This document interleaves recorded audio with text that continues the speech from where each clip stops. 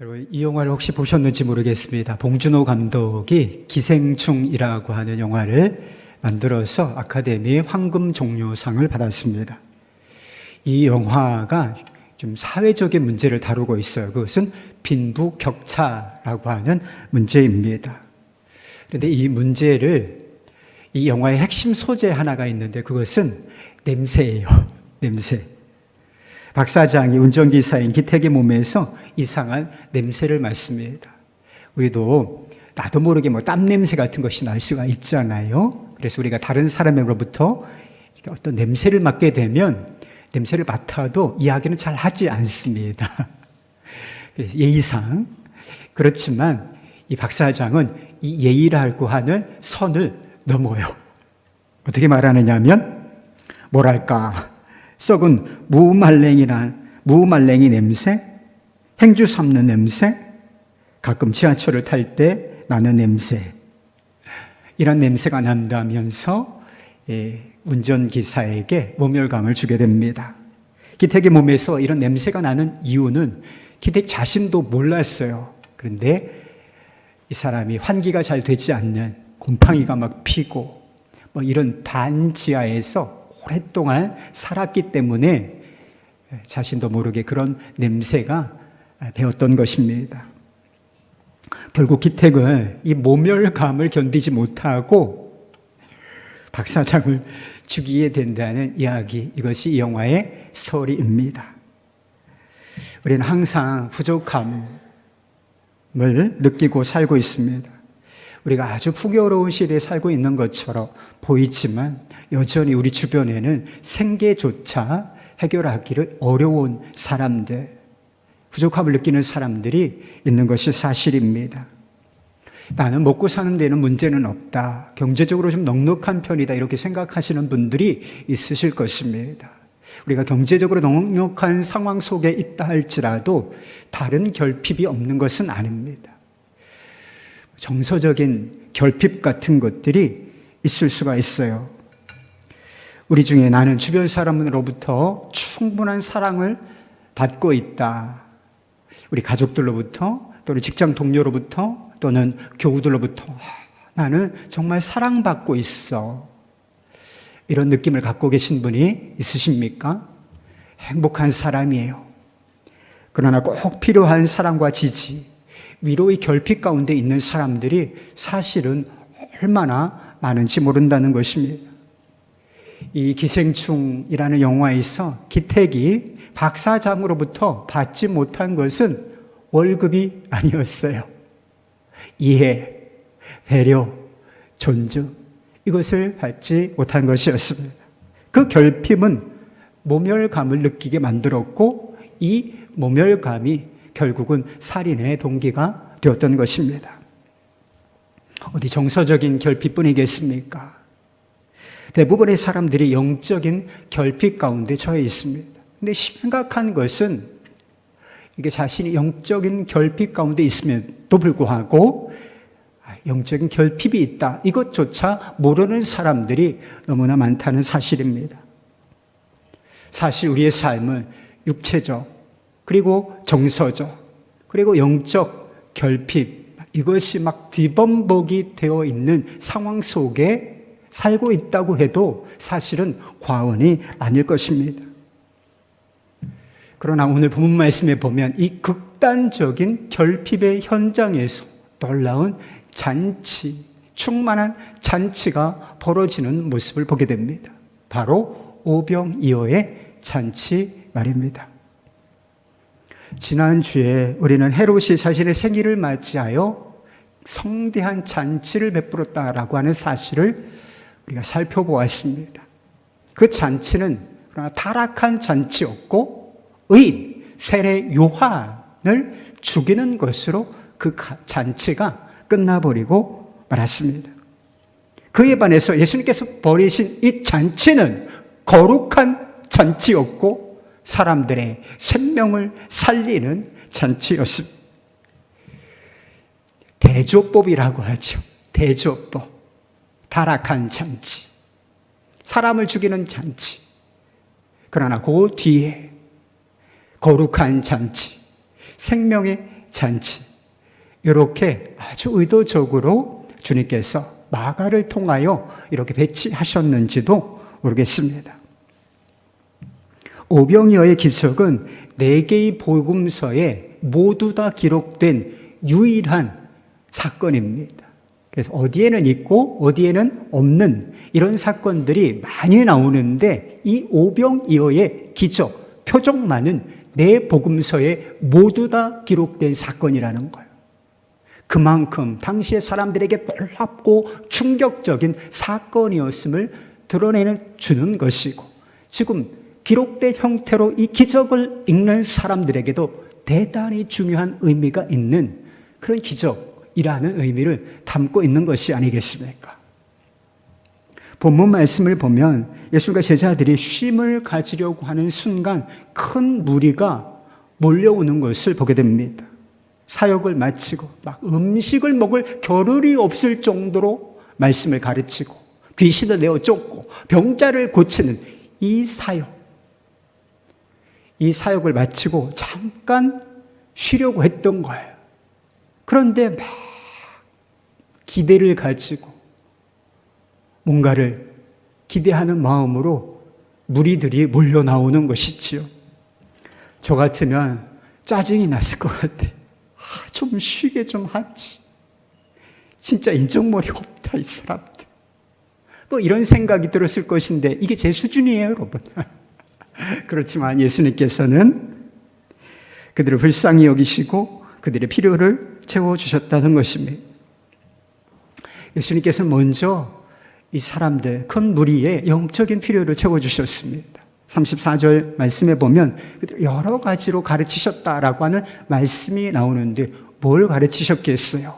하나님 나라, 복음의 말씀, 이것을 여러 가지로 장시간 가르치셨다라고 하는 것입니다. 하나님의 말씀으로 그들을 먹이셨다라고 하는 것이죠.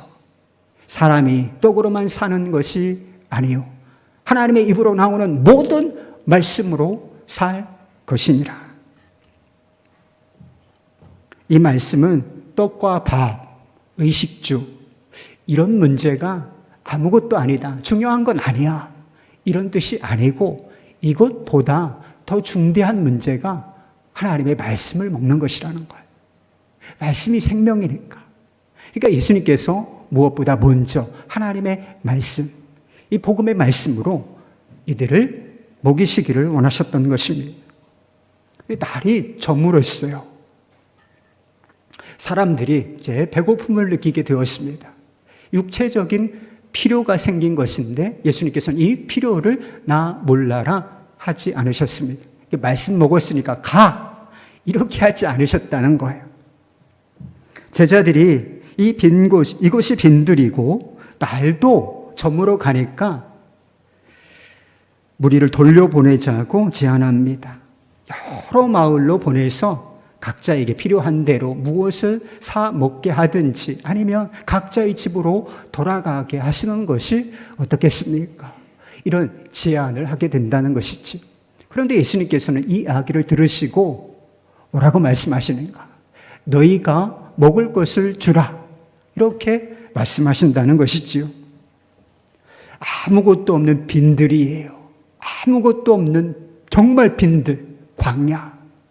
이곳에서 굶주려 있는 사람, 먹을 것이 필요한 사람 10,000명이 넘는 사람들이 있는 거예요.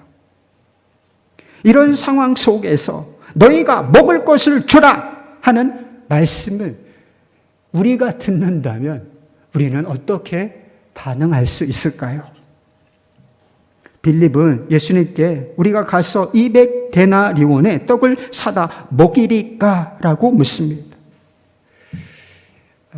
계산이 빠른 저는 셈이 좀 느린 편에 속해요. 그래서 산수인데 다른 사람은 금방 하는 거를 좀 한참 이렇게 계산을 해야 되는 그런 둔함이 있어요.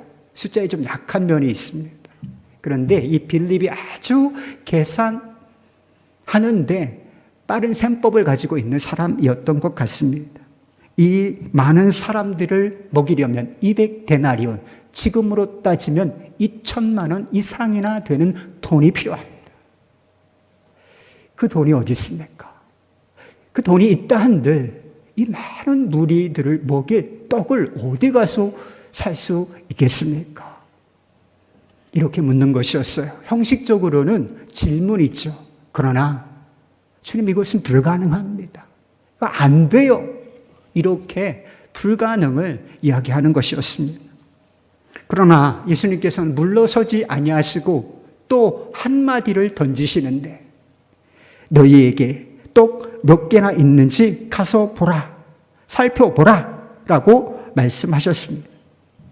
제자들이 주님의 말씀에 순종해서 많은 무리들 가운데 뭐 먹을 것이 없는가 찾았는데, 어린아이가 가지고 왔던 떡 5개, 물고기 2개를 찾아냈습니다. 다른 속에 복음서에 보면 안드레라고 하는 제자가 그것을 가지고 예수님께 묻습니다. 그것이 이 많은 사람에게 얼마나 되겠사옵나이까? 형식은 질문이죠. 이것이 이 많은 사람들에게 얼마나 되겠습니까? 형식은 질문이지만 이 질문이 담고 있는 뜻은 안 됩니다. 먹일 수 없습니다. 불가능입니다. 턱도 없습니다. 이런 뜻을 담고 있는 것이지요. 예수님께서 이 무리들의 필요가 얼마나 큰지, 그리고 그에 비해서 가지고 있는 것이 얼마나 부족한지 모르실 리가 있었겠습니까? 그럼에도 예수님께서는 너희가 먹을 것을 주라, 너희에게 떡 몇 개나 있는지 가서 보라, 이렇게 말씀하신 이유, 이 이유가 중요한 것이 아니겠습니까? 여러분도 삶에 필요한 것들을 빠르게 계산하며 사시지요. 내가 필요한 거 얼마나 필요한가, 내가 잘 계산하고 살지요.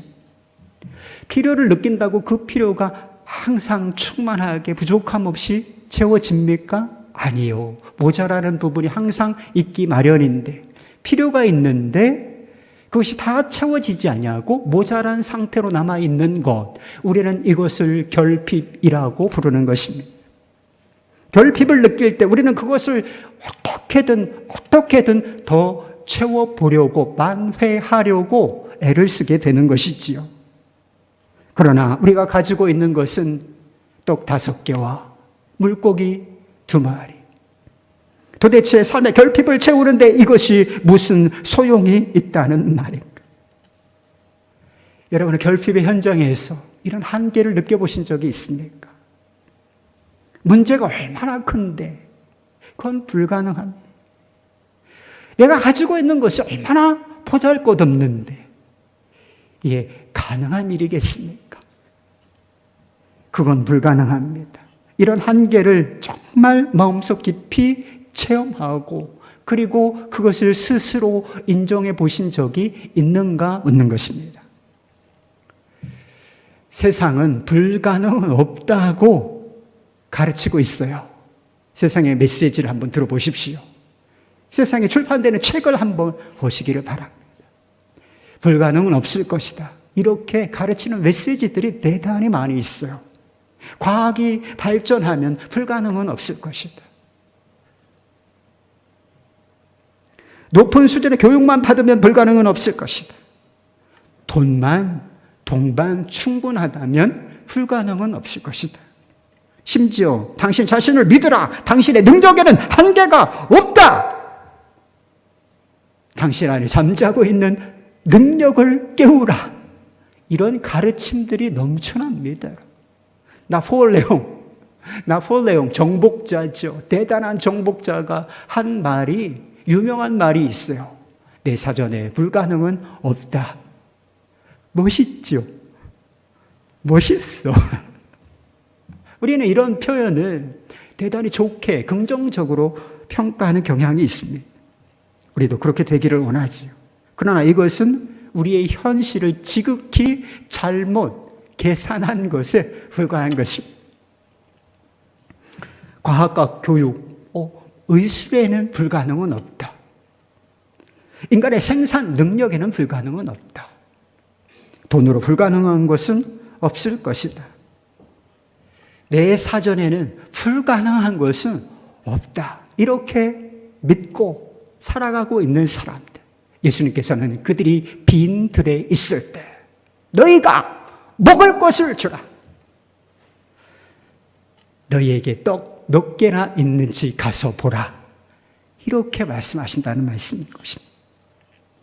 무슨 뜻이죠? 다시 한번 너의 현실을 똑똑히 계산해 보라. 이런 뜻을 담고 있는 것입니다. 예수님의 두 가지 요구는 우리 안에 있는 커다란 결핍, 그리고 그것을 채우는데 우리 안에 절대적인, 상대적인 거 아니고 절대적인 한계가 있음을 드러내 주시기 위한 요구였어요. 너 현실을 계산해 보라. 이 한계가 명확하다는 사실을 똑똑히 보라. 이렇게 요구하신 것이었습니다. 그리고 그 절대적인 한계가 드러나는 순간에 주님께서는 비로소 자신의 일을 시작하게 되시는 것을 보게 됩니다. 떡 5개, 물고기 2마리, 정말 보잘것없는 그런 음식이지요. 가난한 집 아이의 그 너무나 작은 도시다. 그러나 그것을 예수님께서 드시고 하늘을 우러러 하나님 아버지께 감사의 기도를 드리신 이후에 제자들로 하여금 나누어 주게 하셨습니다. 나누고 또 나누고 떼고 또 떼고 성인 남자만 5,000명이나 되는 사람들이 조금 먹은 게 아니라 배불리 먹고도 12바구니를 거두는, 남는 음식을 거두는 일이 있었다는 것입니다. 상상을 해보세요. 내가 이 현장에 있었다. 이 말씀, 이 기적이 이루어지는 현장 속에 내가 한 사람으로 있었다. 이 기적이 일어나는 현장에서 우리가 느끼는 감격, 기쁨. 여러분, 이것이 얼마나 컸겠습니까? 기적적인 방법으로 우리의 육신적인 배고픔이 해결되었다. 그러나 이것이 오병이어의 기적의 핵심은 아니지 않겠습니까? 그저 예수님께서 먹을 것을 기적적인 방법으로 공급해 주신다. 예수님의 기적은 단순히 그런 의미가 아니라고 하는 것을 우리가 예측할 수 있잖아요. 사건의 흐름을 잘 보셔야 되는 거예요. 사건이 어떻게 흘러가고 있는지를 잘 보실 필요가 있습니다. 커다란 구멍처럼 드러난 결핍, 그리고 그것을 우리의 힘으로는 해결할 수 없는 절대적인 한계를 드러내신 이후에 예수님께서 아무것에도 의지하지 않고 오직 자신에게 속한 그 능력으로 그 결핍을 넘치도록 채워주셨다.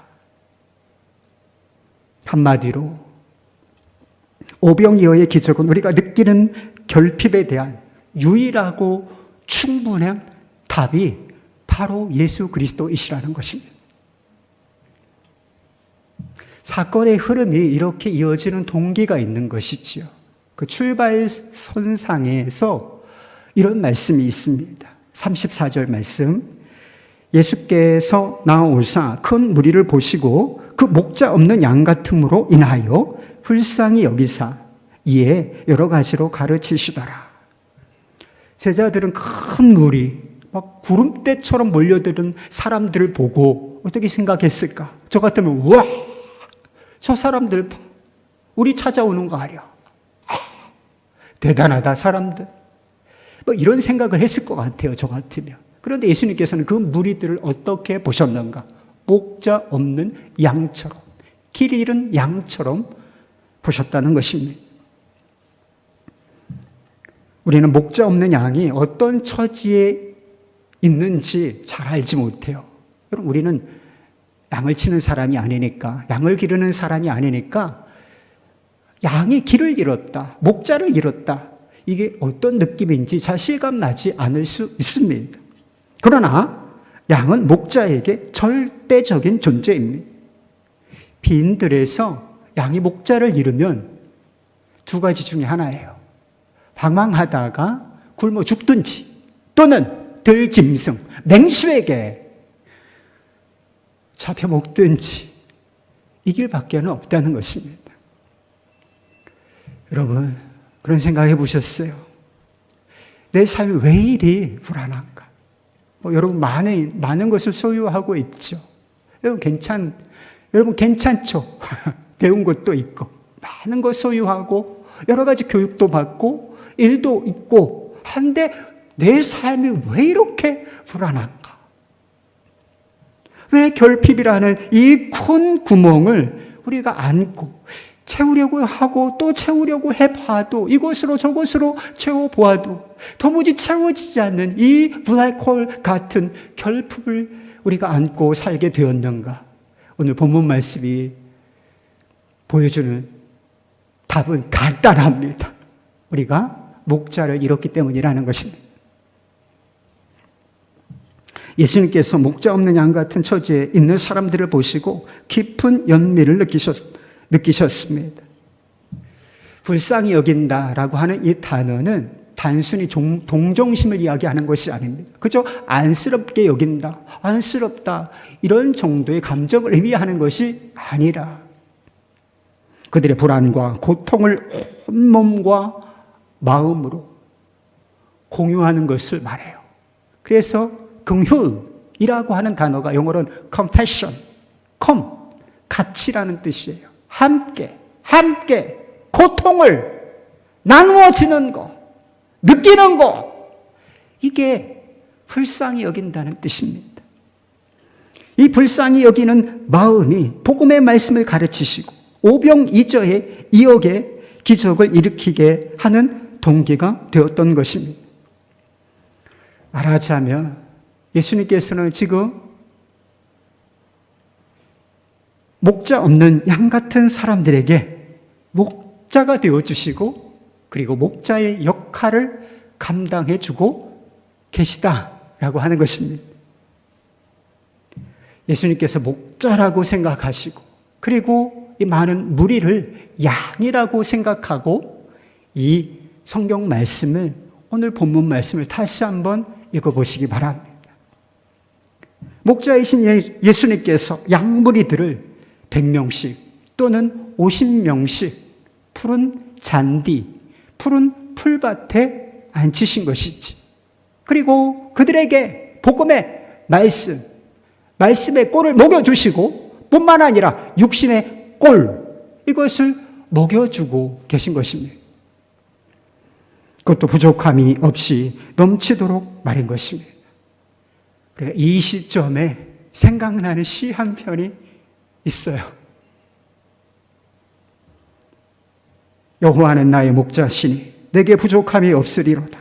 그가 나를 푸른 풀밭에 누이시며 쉴 만한 물가로 인도하시는도다. 시편 23편, 이 다윗의 시가 저는 이 본문의 상황을 가장 아름답게 묘사하고 있는 장면이라고 생각했습니다. 그러나 목자 되신 예수님께서 양무리에게 먹이신 꼴은 복음의 말씀, 오병이어로 그치지 않는다는 것입니다.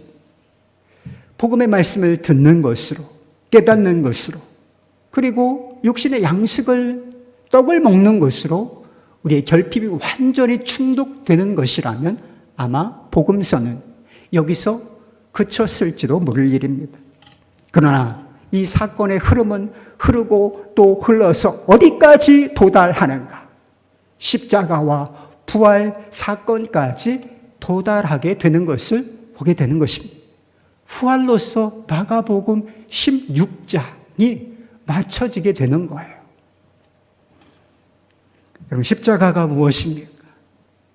다양한 의미가 있지만 예수님께서 지상에 계실 때 제자들에게 십자가의 의미를 설명해 주신 적이 있어요.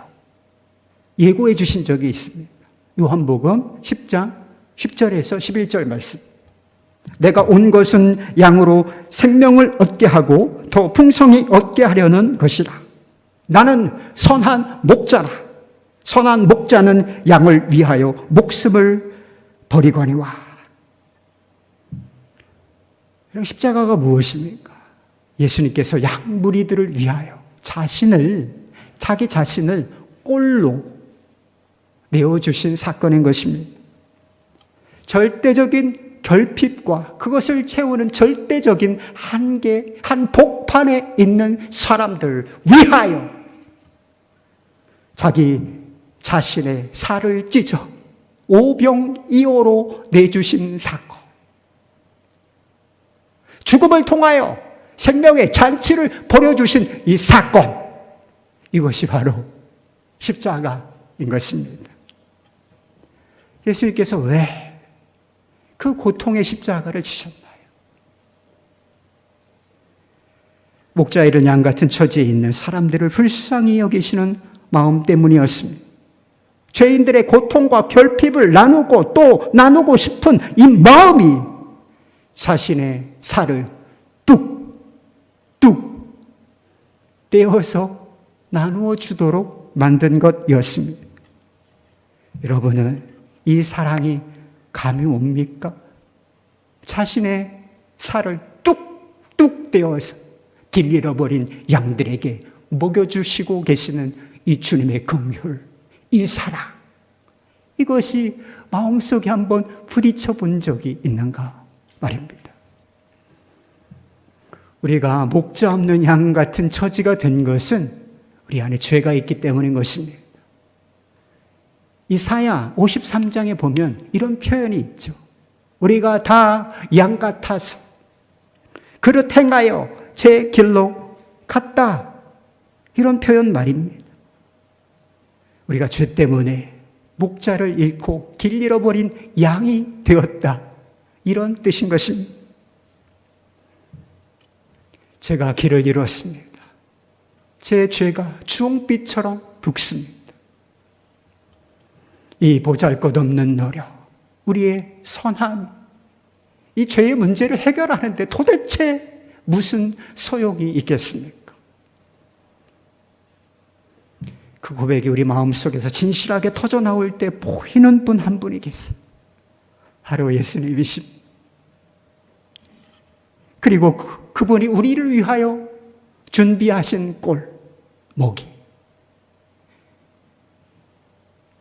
십자가, 이것이 보이게 되는 것입니다. 그리고 우리가 이것을 감사하는 마음으로 받을 때에 우리 안에 비로소 생명과 구원의 잔치가 일어나게 되는 것입니다. 오병이어가 궁극적으로 보여주는 것은 하나님의 나라예요. 예수님의 비유, 예수님의 표적, 기적은 다 이 하나님의 나라와 관계가 있어요. 하나님의 나라는 어떤 나라이겠습니까? 사도 요한이 이 땅 가운데 임할 완전한 하나님의 나라, 그 모습이 어떤 것인지 그 속성에 대해서 미리 말해 준 적이 있습니다. 요한계시록 7장 16절 17절 말씀. 그들이 다시는 줄이지도 아니하며 목마르지도 아니하고 해나 아무 뜨거운 기운에도 상하지도 아니하리니 이는 보좌 가운데 계신 어린 양이 그들의 목자가 되사 생명수 샘으로 인도하시고 하나님께서 그들의 눈에서 모든 눈물을 씻어 주실 것입니다. 하나님의 나라가 어떤 나라예요? 모든 면에서 주님, 결핍이 없는 나라인 것입니다.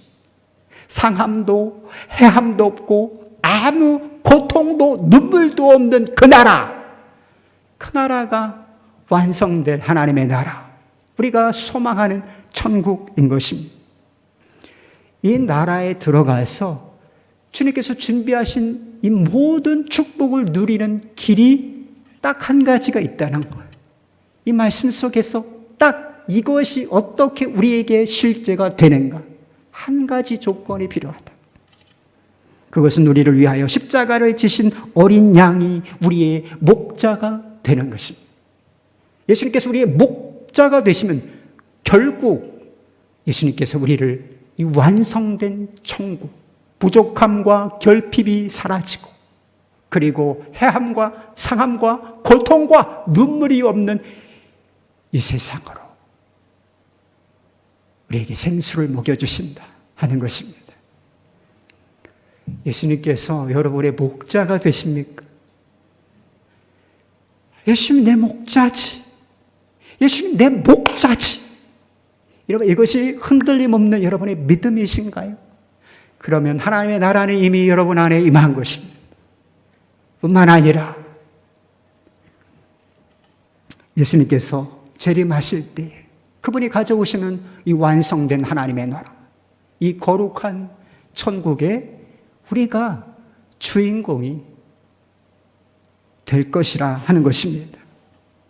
이것이 오병이어의 기적이 우리에게 보여주는 진리인 것이지. 이제 다시 우리 현실의 문제로 돌아와 보겠습니다. 현실로 돌아오면 우리 안에 아직도 결핍이 있는 것이 사실이에요. 그렇죠? 생활비가 부족한 사람이 있을 것이고, 건강상의 결핍이나 그리고 정서적인 결핍이 느껴질 수 있을 것입니다. 부족함과 이 결핍은 우리에게 고통을 안겨줄 수 있어요. 고통거리가 될 수 있습니다. 그러나 한편으로는 이 부족함, 결핍은 그것을 채워주시는 주님의 은혜와 능력을 체험하는 통로가 될 수 있다는 사실입니다. 예수님께서 일으키시는 이 생명의 잔치, 기쁨의 잔치가 어디에서 일어났는 줄 아십니까? 빈대, 아무것도 없는 현장, 오병이어, 부족함의 극치, 이 현장에서 잔치가 벌어졌던 것처럼 우리가 부족함을 주님께 내어드리고 주님을 신뢰하는 마음으로 바라볼 때 그 부족함이 도리어 주님의 은혜와 능력을 체험하는 통로가 될 수 있다는 것입니다. 예수님께서 승천하신 이후에 제자들에게 부족한 것이 얼마나 많았겠습니까? 예수님께서 위임해 주신 사역, 사명이 있죠. 이것이 얼마나 중요한 것이었습니까? 땅 끝까지 이르러 내 증인이 되어야 할 것이다. 그리고 가해져 오는 강력한 핍박, 그리고 자신들, 이 부족한 능력, 마치 빈들에서 오병이어를 들고 서 있는 이런 상황이 아니었겠습니까? 그러나 그 결핍의 현장은 도리어 예수님께서 목자이심을, 주님이심을 경험하는 현장이 되었던 것입니다. 오병이어의 기적이 이때만 일어났던 것이 아니라 결핍의 현장에서 주님, 성령의 능력을 의지할 때 다시 한번 이런 기적이 그들 삶의 현장, 사역의 현장 가운데서 베풀어졌다는 것입니다. 결핍이 있다, 우리가 고통을 느낀다, 이것보다 더 중요한 사실이 있어요. 예수님께서 정말 우리의 목자가 되시는가 하는 것입니다. 양에게 목자는 그저 필요한 존재가 아니라 절대적인 존재라고 말씀드렸어요. 생명입니다. 목자를 잃으면 끝난다, 끝이다, 죽는다. 예수님을 믿고 따르는 우리의 마음, 우리의 심정이 꼭 이와 같다면 정말 저는 주님 없으면 못 살아요, 끝입니다. 이런 마음으로 주님을 바라보고 주님과 동행하고 있다면 이미 그의 안에서 약속의 말씀대로 결핍을 채우는 생수가 터져 나오게 되는 것입니다. 인도의 썬다싱이라고 하는 크리스천이 있어요. 성자라고 알려진 분인데 본래는 시크 교도 집안에서 태어난 분이었습니다. 그런데 그가 15살 때에 예수님께서 특별한 방법으로 복음을 전해주세요. 환상으로 나타나 주십니다. 지금도 이슬람권에서는 너무나 선교하기가 어렵기 때문에 환상을 통해서 사람들이 예수를 믿는 일들이 보고되고 있어요. 그 일이 일어난 것이죠. 그래서 그 현장에 예수님을 믿고 영접하게 되었습니다. 가족들에게 그 사실을 말했을 때 일부는 미쳤다고 말했고 또 일부는 그저 그것은 꿈일 뿐이었다라고 말했습니다. 그런데 그가 예수 그리스도에 대한 믿음을 계속하여 고백하자 이제 핍박이 가해지기 시작했습니다. 실크교, 집안이 다, 사회가 다 그 종교를 믿는데 예수를 믿는다. 그러니까 엄혹한 핍박이 가해지기 시작한 것이었습니다. 그러나 그는 그 핍박 속에서 이렇게 고백했습니다. 핍박이 아무리 강해도 그리스도와 함께 있지 않았을 때 내가 겪었던 불안과 같은 상태에 비하면 그깟 핍박은 아무것도 아니었다. 환난과 핍박을 견디는 것이 내게는 어렵지 않았다. 왜냐하면 그리스도가 없는 상태의 나는 물 없는 물고기와 같았고 새가 물속에 들어있는 것과 같았기 때문이다. 핍박은 아무것도 아니다. 나는 그리스도인으로 이 땅에 살지만 하늘에 살고 있는 것이다. 예수님을 선한 목자로 마음속에 모셔드리고 붙잡은 사람, 그러므로 말미암아 하나님의 나라가 실제가 된 사람의 담대한 고백이었던 것입니다. 그동안 세상의 떡으로 결핍이라는 커다란 구멍을 채워보려고 여러분 얼마나 애써오셨습니까? 돈과 성공으로 인생의 잔치를 한번 벌여보려고 얼마나 애쓰며 분주하게 살아오셨습니까? 그때 주님께서 말씀하시는 거예요. 너희가 먹을 것을 주라. 빌립처럼 계산을 끝내야 하는 것입니다. 불가능한. 너희에게 떡 몇 개가 있는지 가서 보라. 도대체 이것이 그 결핍을 채우는데 무슨 소용이 있겠습니까? 안드레처럼 손을 들어야 하는 것입니다. 그리고 목자 되신 예수님을 바라보고 그분이 하라는 대로 하는 것입니다. 내가 이제부터는 목자이신 주님만 따르겠습니다. 이 결핍의 현장에서 주님만 바라보겠습니다. 이 결단을 주님께 올려드리는 것이지. 주님을 목자 삼은 사람의 고백을, 아름다운 고백을 다시 한번 읽어드리겠습니다. 여호와는 나의 목자시니 내게 부족함이 없으리로다. 그가 나를 푸른 풀밭에 누이시며 쉴 만한 물가로 인도하시는 도다. 내 영혼을 소생시키시고 자기 이름을 위하여 의의 길로 인도하시는 도다. 내가 사막의 음침한 골짜기로 다닐지라도 해를 두려워하지 않을 것은 주께서 나와 함께 하심이라. 주의 지팡이와 막대기가 나를 안위하시나이다. 주께서 내 원수의 목전에서 내게 상을 차려주시고 기름으로 내 머리에 부으셨으니 내 잔이 넘치나이다. 내 평생에 선하심과 인자하심이 반드시 나를 따르리니 내가 여호와의 집에 영원히 거하리로다. 할렐루야. 예수 그리스도 안에서 이 고백이 여러분의 것이 되기를 원합니다. 주님, 이 고백 제 것입니다. 주님만 붙잡겠습니다. 이 고백으로 결핍의 현장에서 담대히 주님과 함께 기쁨을 누리시는 여러분 되시기를 축복합니다. 이제 성찬을 받으십시다. 오병이어의 기적이 보여주는 진리가 바로 우리가 나눌 성찬이에요. 자기 살을 찢어 우리에게 먹이신 그 긍휼과 사랑을 기억하시면서 우리 함께 성찬을 받으십시다.